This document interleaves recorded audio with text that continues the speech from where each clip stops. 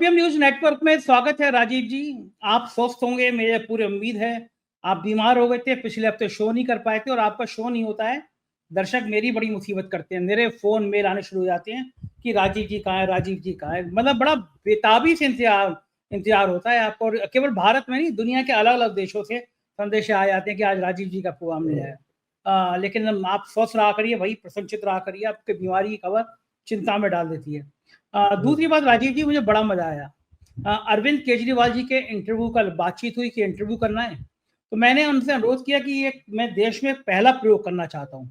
आज तक कभी भी किसी भी पॉलिटिकल पार्टी में ऐसा नहीं हुआ था कि सारे प्रमुख नेताओं को एक जगह बिठा लो और फिर बातचीत करो, बीट से हट के बातचीत करो। वही रटे रटाए सवाल होते हैं इंटरव्यू के कि उन्होंने रोहिंग्या को वो कह दिया, उन्होंने पूर्वांचल के लोगों को कह दिया। वो रटे रटाए सवाल नेताओं के, रटे रटाए जवाब। तो मैंने केजरीवाल जी से अनुरोध किया कि आप सब जगह एक जगह बैठो, थोड़ा बीट से अलग हट के कुछ पर्सनल टाइप की बातें करें, थोड़ा अलग से इंटरव्यू हो। और प्लानिंग हुई। मैं बड़ा खुश हुआ कि देश में पहली बार हो रहा है। किसी पार्टी के में कभी ये प्रयोग नहीं किया गया था कि सारे नेता एक जगह आ जाए। और मजे की बात यह है कि केजरीवाल जी जैसे ही टीम के साथ आए, मेरे को हाथ बुलाया, पूछा कैसा चल रहा है चैनल। और उसके बाद अगला सवाल ये था कि राजीव नारायण जी की क्या हाल है।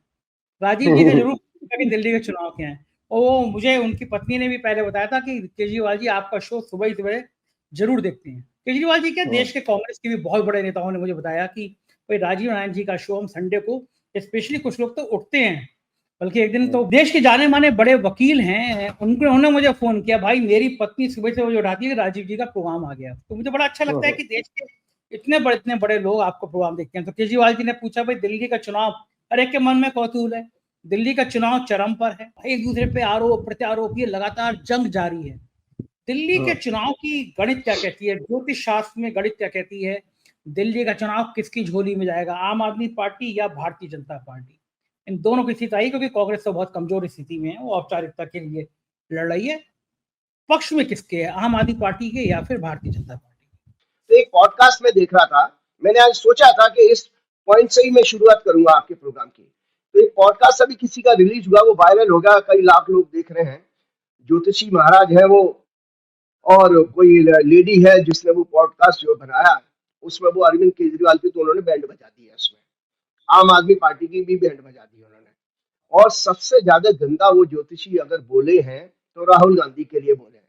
मतलब राहुल गांधी के लिए तो उन्होंने ये तक कह दिया कि भाई इनकी कुंडली में तो ऐसा कोई राजनीतिक का कोई ऐसा योग ही नहीं है, ये तो बस अच्छे परिवार में पैदा हो गए तो इसलिए आगे, अन्यथा ये तो एक पार्षद का चुनाव भी नहीं जीत सकते। मतलब उस ज्योतिषी के विवेक पर, विजडम पर मुझे हंसी आती है कि एक व्यक्ति को, उस व्यक्ति को वो कह रहा है कि पार्षद का चुनाव नहीं जीत सकते, जिसने कई लोकसभा चुनाव जीते हैं और बहुत बड़े बड़े लाखों के माध्यम से जीते हैं। दूसरी बात संजय जी, आपको पता ही है कि 292-93 एमपी हैं मोदी जी के पास। मोदी जी नेता है सत्ता पक्ष के, और वो 238 के आसपास, 238-40 करीब है आपके विपक्ष के। उसको, उनको कौन रिप्रेजेंट कर रहा है? राहुल गांधी। आपको पता है संवैधानिक दृष्टि से दोनों की लेवल बराबर है, दोनों को कैबिनेट मिनिस्टर का दर्जा प्राप्त है। उस व्यक्ति के लिए वो कह रहे हैं, सज्जन मैं चाहूंगा को मेरा प्रोग्राम देखें, वो सज्जन जो ज्योतिषी जी महाराज, और उसके बाद मैं बताऊंगा कि कहाँ वो मिस्टेक कर रहे हैं कि बेसिक ज्योतिष की चीज को क्यों आप नहीं पढ़ रहे हो और अपने क्यों एजेंडा चला रहे हो बीजेपी का, आरएसएस का। वो apparently Sanjay ji RSS BJP के जो है पेड़ जैसे दिखाई दे रहे थे, मतलब बायस थे वो। तो अरविंद जी की मैं हॉरोस्कोप पहले चर्चा करूंगा। मैंने आपको पहले ही कहा था कि अरविंद जी की ये जो हॉरोस्कोप है, ये है आम आदमी पार्टी की हॉरोस्कोप, सॉरी अरविंद केजरीवाल की। अरविंद केजरीवाल का 16 अगस्त 1968 का जन्म है, सुबह का 7 बज के लगभग 35 मिनट का, सिवानी हरियाणा का। इनकी दशा जो है शनि की शुरू हो गई है। अब शनि को देखते ही देखो संजय जी, लोग जो है ना उल जलूल बातें करने लग जाते हैं। हाँ, ये बात जरूर है कि जो जितना भी आपका भी जन्म है, आपका तो 68 का, 69 का है। आपने पिछली बार कहा था, मेरे बारे में बताएंगे आप, उधार चल रही है। हाँ यस, मैं आपको बता दें तो आपका मुंतेस 11th भाव में है, आपका ईयर लॉर्ड भी 11th भाव में है। आपका ये साल जबरदस्त जाने वाला है, बिजनेस के दृष्टि से भी बहुत अच्छा मतलब वेल हॉरोस्कोप है। जो मैंने कांग्रेस की पिछली बार बताई थी वर्षफल, आपका भी वर्षफल बहुत अच्छा जाने वाला है, बहुत अच्छा। तो उसमें मैं अरविंद केजरीवाल को बता रहा था कि अरविंद केजरीवाल जी की शनि की महादशा शुरू हो गई है। तो शनि उनका इस समय ट्रांजिट में जो है 7th हाउस में प्लेस है और नीच का है जन्म की कुंडली। जिनका जन्म 69-70 के आसपास हुआ है वो शनि उस दौरान मेष राशि में थे। तो मेष राशि में शनि नीच का होता है, लेकिन उसके लिए कई कंडीशन हमारी ज्योतिष में कही गई, क्योंकि साथ साथ बातचीत करते हुए मैं बता देता हूँ। टेक्निकल चीज ये है कि ग्रह अगर नीच का है भी, उसका अगर घर बहुत अच्छा है, घर कौन सा शुभ घर माने गए हैं, केंद्र जिसको कहते हैं 1, 4, 7, 10 और त्रिकोण 1, 5, 9 अगर ग्रह, और इसके साथ एक कंडीशन और कही गई है, क्योंकि मुझे उस ज्योतिषी को भी समझाना है कि जो बहुत नॉलेज तो रखते हैं लेकिन वो अपनी बेसिक विजडम को खो बैठे। तो उसमें अब त्रिकोण में अगर ये कहा गया कि कोई ग्रह नीच का होता है, तो जिस ग्रह के राशि में नीच का हो रहा है अगर वो अच्छा वेल प्लेस्ड है तो उसकी डिग्निटी बढ़ जाएगी, रिजल्ट देने की पावर बढ़ जाती है। और अच्छे घर में बैठा है तब भी पावर बढ़ जाती है। अच्छे शुभ ग्रहों की इसमें दृष्टि जा रही है तो बढ़ रही है। मतलब जैसे कि एक उदाहरण के तौर पर दर्शक समझ सकते हैं, मेरे अंदर कितनी भी लाख बुराइयां हों लेकिन मेरी संगत कुछ अच्छे लोगों से हो जाए तो मेरे भी संस्कृति, मेरे आचार विचार शुद्ध होना शुरू हो जाते हैं। इसी तरह से ग्रह की भी एनर्जी काम करती है, इन्फ्लुएंस होता है ना। अब तो इनका शनि जो है 9वें घर में है, प्लेस्ड है जलन का, और बृहस्पति इसको देख रहा है। और बृहस्पति की दशा में ही देखो उनको ये IRS से लेकर के क्या नाम है, चीफ मिनिस्टर रहे, तीन बार चीफ मिनिस्टर रहे। तो बृहस्पति का वो प्रभाव शनि पर है, तो वो प्रभाव तो अभी भी रहेगा। तो इसलिए जन्म है, इसलिए अरविंद केजरीवाल की कुंडली भी इंडिकेट करती है कि एक रिजल्ट उनके क्या नाम है बहुत खराब नहीं आने वाले हैं। आगे उसको सपोर्टिंग एक और कुंडली चर्चा करता हूँ। तो इसमें आपको बता देता, हाँ ये जरूर है कि इस कुंडली में जब शनि 29 मार्च को, जैसे मैंने अमित शाह की और अडानी की कुंडली डिस्कस करते कहा था कि 29 मार्च को शनि जो है मीन राशि में जा रहा है राहु के साथ। सिंह लगन के लिए सिंह लगन के लिए मीन राशि जो है वो 8वां घर होती है, और 8वां घर होता है षड्यंत्र का, राहु वहां प्लेस है। अरविंद केजरीवाल सत्ता में तो आ रहे हैं, लेकिन अरविंद केजरीवाल के खिलाफ षड्यंत्र भी कोई बहुत भारी लेवल का ये सत्ता पक्ष करेगी जरूर। अरविंद केजरीवाल जी को उसमें काफी सावधानी बरतनी चाहिए। अब मैं आता हूं आम आदमी। एक सेकंड, आपने बड़ी महत्वपूर्ण बात कही है। आपके हिसाब से अरविंद केजरीवाल की सरकार बन रही है? अभी बिल्कुल, अरे मैं और बिल्कुल 100% बन रही है, 100%। 100% अरविंद केजरीवाल सरकार बना रहे दिल्ली में जी। ओके, अब आप आम आदमी पार्टी बता रहे थे। हाँ, ये है आम आदमी पार्टी की कुंडली। आम आदमी पार्टी जो फॉर्म हुई थी 26 नवंबर 2012 को, सोमवार का दिन था, लगभग 11:59 हमने लिया है। मकर लगन की कुंडली है, इनके चौथे घर में चंद्रमा है, 5वें घर में केतु बृहस्पति है, और 10वां घर बहुत बली है इनका, जिसमें बुध है, शनि है उच्च का, और शुक्र अपनी राशि का, मूल त्रिकोण राशि का, और सूर्य और राहु इनके 11वें भाव में, और मंगल इनका जो है 12वें भाव में है। तो लग्नेश इनका उच्च का है 10वें भाव में। ये पार्टी बड़ी मजबूत है, बहुत मजबूत है, और 10वें घर का स्वामी भी 10वें घर में है। अब इनकी जो वर्तमान में दशा है, आपको पता है मैं अपने प्रोग्राम की हर चीजों को याद रखता हूँ थोड़ा थोड़ा, कब मैंने क्या कहा, मुझे डेट जरूर याद ना हो, लेकिन मुझे यह याद होता है कि मैंने आपके प्रोग्राम में मैंने दिसंबर के आसपास के महीने में ये कह दिया था, दिसंबर में या नवंबर में मैंने कहा था कि अरविंद, हाँ जब ये सत्येंद्र जैन छूटे थे, मनीष सिसोदिया आए थे, तो मैंने कहा था कि उस दौरान भी मैंने हिंट दे दिया था कि आम आदमी की पार्टी की सरकार बन जाएगी फरवरी 2025 में। क्यों? क्योंकि देखो उनकी अच्छी दशा शुरू हुई थी, तो तभी देखिए ये पार्टी की कुंडली डिस्कस कर रहा हूं दर्शकों में। जब पार्टी की अच्छी दशा शुरू हुई तो धीरे धीरे करके उसके सारे बड़े नेता जेल से बाहर आ गए। भाई मेरे अच्छे घर में मेरे साथ लड़ने वाले मेरे सारे सेनापति, मेरे सब कुछ अब फील्ड में है, ठीक है। तो वो ग्रह, पार्टी की कुंडली अच्छी थी, तो आप पार्टी की दशा बता देता हूं। पार्टी की शुक्र में शनि में चंद्र की दशा चल रही है इस समय, और चंद्रमा चौथे घर में और शुक्र और शनि 10वें घर में।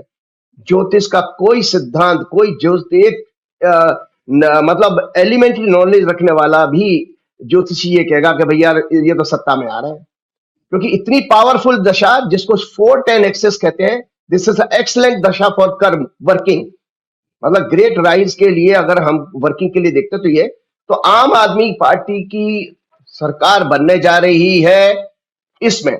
हाँ, ये जवाब जरूर है कि जो शनि उनके नीच के हैं, हम लोग कैसे प्रेडिक्शन करते हैं कि मार्जिन कहाँ लेते हैं चीजों का प्रेडिक्शन को एक हाइप देने में और उसको थोड़ा सा मॉडरेट करने में, वो मैं दर्शकों को समझा देता हूं। चूंकि शनि की महादशा उनकी है और बृहस्पति उनकी कुंडली में ज्यादा अच्छा ग्रह है, क्योंकि सिंह लगन के लिए बृहस्पति मित्र ग्रह है और शनि जो है सिंह लगन के लिए शत्रु ग्रह भी है। शत्रु मतलब इससे पिता और पुत्र की लड़ाई, वैचारिक लड़ाई थी कि सूर्य के पुत्र है ना शनिदेव, भगवान सूर्य के पुत्र हैं, तो इसीलिए चूंकि उनका शनि नीच का है और फरवरी मार्च में वो चेंज होने जा रहा है और खराब घर में जा रहा है, तो उसको उस चीज को मैं माइंड में जरूर रखूंगा प्रेडिक्शन करते समय कि भाई इसका कितना डैमेज करेगा। तो इसका डैमेज ये करेगा कि जो आपको एक्स्ट्रा ऑर्डिनरी सक्सेस आपको पिछले चुनावों में मिली थी 67, 62, 63, ऐसी सफलता तो नहीं मिलेगी, ऐसी उतनी सीटें तो नहीं आएंगी, लेकिन आपकी मेजोरिटी आती है, आपकी सरकार बनती है और अरविंद जी को अपनी सेहत का और अपने खिलाफ होने वाली षड्यंत्र का जरूर जरूर ध्यान रखना चाहिए। ये मेरी आज का विषय है। ठीक है, बड़ी आपने बड़ी महत्वपूर्ण आज बात बता दी, क्योंकि इतना घमासान मचा हुआ है ना, जो है प्रधानमंत्री जी को पॉडकास्ट करना पड़ गया कल, मतलब वो चुनाव से पहले करते, अब से चुनाव से पहले वो क्या करते थे, वो मंदिर में चले जाते थे, कहीं दर्शन कर रहे हैं, ध्यान लगा रहे हैं, 30-40 कैमरे उन पे फोकस कर रहे हैं। लेकिन इस बार उन्होंने पॉडकास्ट किया, पॉडकास्ट में उन्होंने एक बात कही, आप बहुत कहते थे उनसे कि कमेंट करते थे आप, आपकी बात पहुंच गई होगी वहां तक कि ये अपने आप को भगवान कहते हैं। तो कल उन्होंने उस पॉडकास्ट में ये स्वीकार कर लिया कि भाई मैं भी इंसान हूँ, मुझसे भी गलती हो जाती है, मैं कोई देवता तो नहीं हूँ। तो राजीव जी, मतलब अब तो ये मानेंगे, आप देखिए उम्र के 75वें साल में चल रहे हैं प्रधानमंत्री जी, तो जो आदमी बुजुर्ग हो जाता है तो सच बोलने लगता है। तो अब तो आप खुश होंगे ना कि कम तो उन्होंने कह दिया कि मैं देवता नहीं। मैं अभी एक जी अब मैं कहने वाला हूँ उनको, पहले दर्शकों में बता देता हूँ कि मोदी जी ने आपका दिल्ली का चुनाव कहां से शुरू किया? आपदा। उन्होंने आपदा आपदा कहना शुरू कर दिया। पहले दर्शकों की जानकारी के लिए बता देता हूं, हम चूंकि यूपी वाले हैं तो थोड़ा हिंदी में कमांड ठीक ठाक सा है। आपदा और विपदा में क्या फर्क है? आपदा को अंग्रेजी में नेचुरल कैलेमिटीज कहते हैं, जो प्राकृतिक प्रकोप होते हैं वो आपदा कहलाती हैं, और विपदा होती है हमारी जो मनुष्य के द्वारा सेल्फ क्रिएटेड सफरिंग्स जो होती हैं, जैसे आप जुए में हार गए, बीमार पड़ गए या कोई और चोरी हो गई, ये ऐसे ना, ये विपदा कहलाती हैं। तो उस पे भी मैं बोलने वाला हूं कि आपदा कौन है। मोदी जी तो किसको आपदा कह रहे थे? तो पहले तो जो मोदी जी के अंदर जो उनका हृदय परिवर्तन हुआ, जो पॉडकास्ट की बात कर रहे हैं, दरअसल 400 पार का सपना टूटने के बाद मोदी जी का देवत्व खत्म हो गया। 400 पार का सपना टूटने के बाद देवत्व उनका, भगवान कहां से खत्म हो, भगवान धरातल पे आ गए वो 400 पार का नारा टूटने के बाद। उसके बाद बेचारों को, उनको अब ये रियलाइज हुआ कि ट्रंप ने भी उनको शायद इनविटेशन नहीं भेजा है अपनी सेरेमनी के लिए, तो उनको लगा कि भाई मैं साधारण आदमी हूं, अगर मैं भगवान होता तो ट्रंप भी बुलाते मुझे।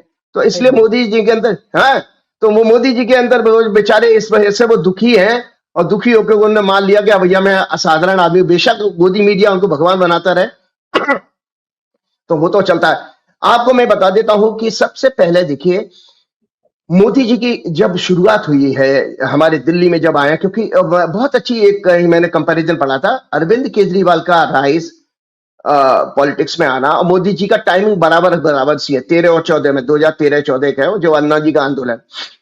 तो मोदी जी की जो सरकार है वो बेसिकली फेक न्यूज के बेस पर बनी है। फेक न्यूज क्या थी? वो जो विनोद राय जी ने जो है 2G स्कैम और कोयला घोटाला, उसमें जो जितनी फिगरें जीरो जोड़ जोड़ करके बनाई, जो माहौल तैयार किया था, उससे एक आंदोलन खड़ा हुआ। उसमें गोदी मीडिया पूरी शामिल थी और उसमें कुछ ब्यूरोक्रेट और भी थे। आपके आर.के. सिंह उस समय होम सेक्रेटरी थे, और जिसमें आज आपको पता है 1 लाख से ज्यादा आदमी रायसीना हिल पर राष्ट्रपति भवन तक पहुंच गए थे, गेट तक। तो इतनी भीड़ कैसे गई? क्योंकि इसका मतलब है मनमोहन सिंह जी हमारे बेचारे सीधे साधे एक डेमोक्रेसी में बिलीव करने वाले प्रधानमंत्री थे, जो उन्होंने प्रदर्शन होने के लिए इतना अलाउ किया लोगों को, अपने फोर्सेस को कंट्रोल किया, उसकी वजह से। और फिर मोदी मीडिया कॉर्पोरेट के द्वारा जो है सारा षड्यंत्र रचा गया, आरएसएस का भी था, एक आंदोलन खड़ा किया गया और अन्ना, फिर अन्ना से वो निकले वो। लेकिन आज कहाँ है अन्ना? तो ये सब करेक्टर थे, ये जो मोदी जी के सारे बेसिकली जैसे रावण के 10 चेहरे होते ना, तो इसी तरह से विनोद राय, आर.के. सिंह, अन्ना, और ये सब 10 चेहरे ही थे मोदी जी के। तो विपदा तो उस समय आई है भारत के ऊपर जब नरेंद्र मोदी 2014 में सत्ता में आए थे। मैं सॉरी आपका, मैं आज नरेंद्र मोदी जी को चाहूंगा कि मेरा प्रोग्राम ध्यान से बैठ के सुने, जैसे वो इंटरव्यू देते 2-2 घंटे, मेरा प्रोग्राम जरूर सुने। तो मैं बताता हूं, मोदी जी आप जब आए थे तो दरअसल आपदा तो तभी दिल्ली में आई थी। उसका कारण है कि मोदी जी ने 26 मई, ये दर्शकों इसलिए बता रहा हूं, मैंने सब तैयार करके आया हूं ये ओथ है मोदी जी की, सबसे पहले मोदी जी प्रधानमंत्री बने हुए, क्योंकि वो दिल्ली के लोगों को लिए कह रहे थे ना कि दिल्ली में आपदा आई हुई है। तो मोदी जी दिल्ली में एंट्री मारते हैं 26 मई 2014 को, सोमवार का दिन, शाम को 6 बज के कुछ मिनट में उन्होंने शपथ ली थी। तुला लगन की कुंडली थी, शनि राहु लगन में बैठे थे, करेक्टर वहीं पता लग गया था कि दुष्ट करेक्टर का शासक आ रहा है। और इसमें 7वें भाव में शुक्र, केतु और चंद्रमा। तो मतलब केतु, शुक्र और चंद्रमा याद रखें, ये ग्लैमर का ग्रह है, ग्लैमर का ग्रह है। और मतलब जितने भी फिल्म इंडस्ट्री में, होटल इंडस्ट्री में, जितने भी ग्लैमर की फील्ड है, उसके लिए वीनस और मून का कॉम्बिनेशन देखा जाता है। और शनि इसको देख, मेरी शुक्र की महादशा चल रही है, तो लोग मेरे लिए यही कहते हैं कि ग्लैमर वाला बहुत चल रहा है। तो वाकई में 4PM म्यूजिक लॉन्च कर दिया। और आज मैं बता रहा हूँ आपको, मैं बड़ा आजकल कुछ एक दो बड़े डायरेक्टर की थोड़ी सी बटरिंग कर रहा हूँ कि मेरे को थोड़ा डायरेक्शन सिखा दो। मैं चाहता हूँ कि मैं कोई एक छोटी लघु फिल्म एक डायरेक्ट भी करूँ। तो ये सब शायद शुक्र का ही होता होगा राजीव जी। जी बिल्कुल, आप मेरे को देख लीजिए, मेरा भी है, मेरा शुक्र का लगन है। तो आप देखिए इस एज में भी मैं, एक चेहरे पे लालमी है, सब कुछ है, वो पूरा वो आपको। और 6 फुट के हाइट, और दूसरा आपका जलवा, देश के सारे राजनेता जहां जिस पार्टी में जाता हूँ राजीव जी का चर्चा। तो आपका तो शुक्र मुझसे भी बहुत ज्यादा मजबूत है। मतलब मैं तो मेरी फोटो वोटो लोग सेल्फी लेते हैं, आपकी तो और दीवानगी ज्यादा मुझसे। जी जी, तो उसमें मैं बताना चाह रहा था कि देखिए खतरनाक कुंडली है इसलिए, क्योंकि इसमें मैं वो भी चर्चा करूंगा कि शीशमहल और राजमहल वाली भी कंट्रोवर्सी क्यों आ रही है। तो देखिए इसमें शुक्र चंद्रमा इकट्ठे हैं, साथ में शनि राहु केतु के बीच में, और शनि भी इसमें जो है इसको देख रहा है। इनके जिस लगन में मोदी जी ने शपथ ली है उसमें बता रहा हूं, सूर्य उनका 8वें घर में था, बृहस्पति और बुध उस समय आपके क्या नाम है 9वें घर में थे, और मंगल जो है 12वें भाव में था। 12वें भाव का मंगल चौथी दृष्टि से तीसरे घर को देख रहा था, छठवें और छठवें घर को 8वीं दृष्टि से देख रहा था। तीसरा घर होता है पड़ोसी देश का, मुल्कों का।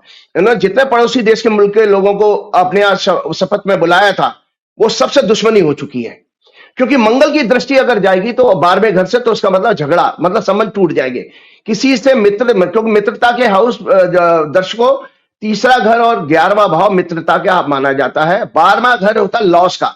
दुनिया में किसी भी प्रकार के आपके जीवन में लॉस होते हैं, वो हमेशा 12वें घर से है। तो 12वें घर से अगर दृष्टि से वो तीसरे घर का संबंध बना है, इसका मतलब मित्र का नुकसान होने वाला है। ठीक है। और मित्र कौन? अब देश के लिए क्या माना जाएगा? आपके फ्रेंडली कंट्रीज। तो इसीलिए मोदी जी विदेश नीति में भी फेल हो गए, सब कुछ हो गए। और शनि जो है कारक होता है आपका फार्मर्स का, देश की जनता का, और मून होता है हमारा हैप्पीनेस का। तो आपदा इसलिए आई कि आप देखिए कि जैसे ही मोदी जी आते हैं, प्रकृति देखिए, हम लोग आप लोगों को मंडेन एस्ट्रोलॉजी की मैंने आप लोगों को हमेशा किताब दिखाई है। मंडेन एस्ट्रोलॉजी के सिद्धांत हैं कि प्रकृति इसका एक सब्जेक्ट शकुन शास्त्र भी है, जिसमें होता है ना कि आकाशी में कुछ लक्षण ऐसे दिखाई देते हैं जहां से कोई इंटरप्रिटेशन की जा सकती थी कि भाई कुछ सुख की घटना करने, और जैसे बिल्ली रास्ता काट गई, ठीक है ना, या आपको छींक आ जाती है, कहीं आप शुभ काम करने जा रहे हो। ये शकुन शास्त्र का एक सब्जेक्ट है, डिटेल्ड सब्जेक्ट है, अलग ही विधा है वो। तो मोदी जी जब आए तो 2 दिन के बाद ही भयंकर तूफान आता है दिल्ली में।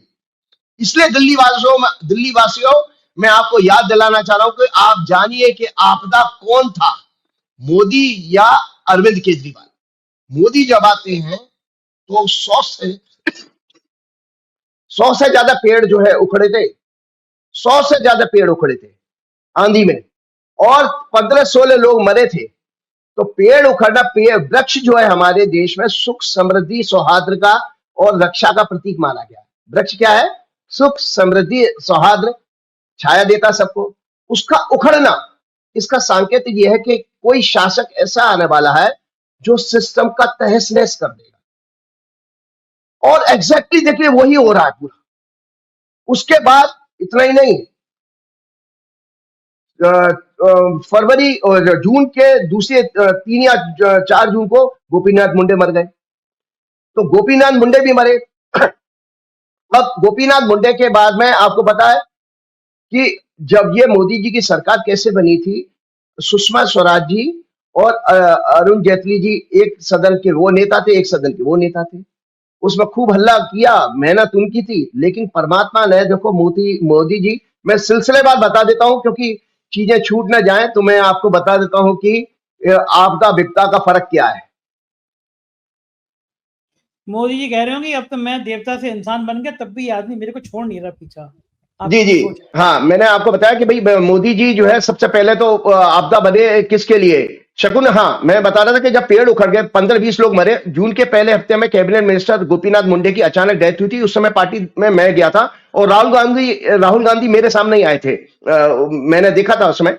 और शकुन शास्त्र के अनुसार पेड़ों का उखड़ना, लोगों का मरना, तूफान आना एक अशुभ संकेत माना गया है, जिसका मॉडर्न इंटरप्रिटेशन सिस्टम, जिसमें सिस्टम क्या, कॉन्स्टिट्यूशन ऑफिसेज, जुडिशरी, एग्जीक्यूटिव, नौकरशाही, मीडिया का ध्वस्त होना, अर्थव्यवस्था, लॉ एंड ऑर्डर खराब हो जाना, महामारी, दुर्घटना के द्वारा लोगों का मरना, दुख पाना माना गया है। हरा भरा पेड़ संपन्नता, समृद्धि, खुशहाली, रक्षा, सौहार्द का प्रतीक माना गया है। मोदी आपदा बने अपने संस्थापक नेताओं के लिए भी। अडवाणी जी को और जोशी जी को उन्होंने भेज दिया, धकेल दिया। नोटबंदी लागू करके मोदी जी आपदा बने देश के लिए। कृषि कानून ला करके किसानों के लिए आपदा बने। और जीएसटी ला के आपदा बने। और उस किसानों का आंदोलन बेचारा ना, इतने तीखी सर्दी, गर्मी, बरसात में 1 साल आंदोलन चला। 700 लोगों के मरने, किसानों के मरने का के लिए भी आपदा बने, उनके परिवार के लिए आपदा बने मोदी जी। स्टूडेंट्स के लिए आपदा बने, महिलाओं और खिलाड़ियों के अपमान के लिए मोदी जी आपदा बने। आज तक कभी किसी के ऊपर एक्शन नहीं लिया। अभी तो वो एक नेताजी ने तो वो गाल और उसकी जाने क्या क्या बात करने लगे वो दिल्ली के, मतलब उनके ऊपर भी कोई एक्शन नहीं। पार्लियामेंट में मुसलमानों की मतलब प्रियंका गांधी के गालों की बात कर रहे हैं। कितना घिनौना आदमी है, मतलब कितना घिनौना आदमी है, कितना लो आईक्यू का आदमी है। और सबसे बड़ी बात है कि उसका नेता भी उतना ही लो आईक्यू का है, तभी तो ऐसे लोगों को वो झेल रहा है और उनको प्रमोट कर रहा है।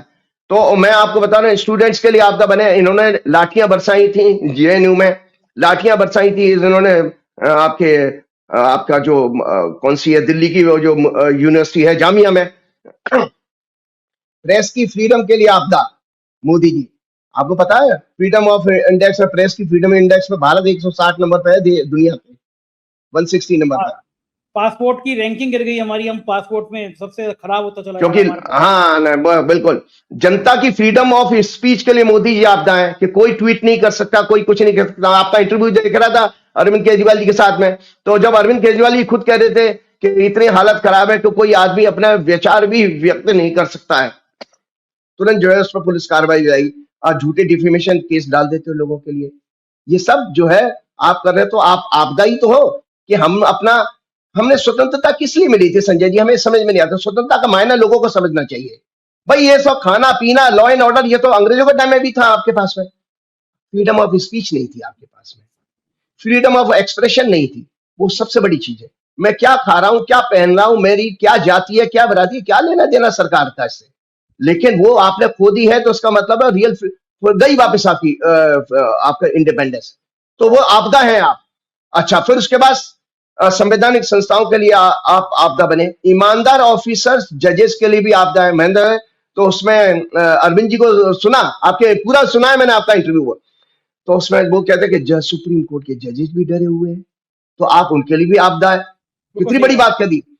गरीब दलित आदिवासी वर्गों के लोगों के लिए भी आपदा है। कोई आपकी सरकार में कोई आपका नेता जो है दलित के मुंह में पेशाब कर देता है, कोई आपकी सरकार में कोई स्त्री को निवस्त्र करके पूरी छत्तीसगढ़ में पत्रकार को मारकर सेप्टिक टैंक में दफना दिया। कल एक और पत्रकार पे हमला हुआ जहां भाजपा शासित राज्य है, हम मीडिया को इस तरह हत्या की जा रही है पत्रकारों की। बिल्कुल। और इसी तरह यूपी की एक ट्रेन में वो बुजुर्ग दंपत्ति के ऊपर भी वहां ट्रेन के डब्बे में पेशाब कर दी किसी ने, और वो मणिपुर में वो निवस्त्र करके उस लेडी को बेचारी को घुमाया गया, और कितने जघन्य अपराध रेप के हो रहे हैं आपका। तो आप आपदा महिलाओं के लिए भी है, आप परिवार के लिए पूरे आपदा है, और गरीब दलित आदिवासियों की मैंने बात की। इसके अलावा देश में टॉलरेंस, सौहार्द, भाईचारा, प्रेम के लिए भी है आपदा है। मैं आपदा बता रहा हूं क्योंकि जो अचानक चीज आगे टपक जाती है, क्योंकि मोदी जी का खुद का कैलिबर नहीं था। मैं दर्शकों आपको बताते तो पूरे होशोबाज के साथ कह रहा हूं, मोदी जी के अंदर कोई ऐसा टैलेंट नहीं था जो वो प्रधानमंत्री बन सकते थे। एक फेक नैरेटिव से वो एक माहौल जो क्रिएट हुआ उसमें वो चुनाव जीत के आ गए, क्योंकि जनता को अल्टरनेटिव चाहिए था, और उसमें उन्होंने जितनी बातें की उसमें वो सब फेल हो चुके हैं। उस समय का रुपया कितने डॉलर के बराबर, एक डॉलर कितने रुपए के बराबर था, और आज तुलना कर लो तो मोदी जी वहां फेल हो गए। उस समय जीडीपी क्या थी, आज क्या जीडीपी, आप फेल हो गए। उस समय बेरोजगारी क्या थी, आप क्या, देखिए गवर्नमेंट का मतलब ही यही होता है, अगर आप इकोनॉमी में फेल तो सब जगह फेल, बेकार। लॉ एंड ऑर्डर में तो फेल है ही आप, क्योंकि तभी तो आप मस्जिदों को खुदवा कर मंदिर ढूंढ रहे फिर रहे। अरे यार, अपने मंदिर जो है उनको तो संभाल लो पहले, उनमें तो वो लोग जा नहीं पा रहे हैं, उसमें तो भगदड़ में लोग मर जाते हैं। बताइए, वो अभी तिरुपति बालाजी में ये लोग मर गए। तो अच्छा, उसके बाद सहयोगी दलों के लिए भी आपदा है महाराज। सहयोगी दलों के लिए कैसे आपदा कि जो उनसे जुड़ा वो बर्बाद हो गया। दुष्यंत चौटाला कहां गए पता नहीं, मायावती कहां है पता नहीं, अकाली दल, शिवसेना का क्या हाल कर दिया, अकाली दल का क्या हाल कर दिया, नवीन पटनायक का बेचारा का क्या हाल कर दिया।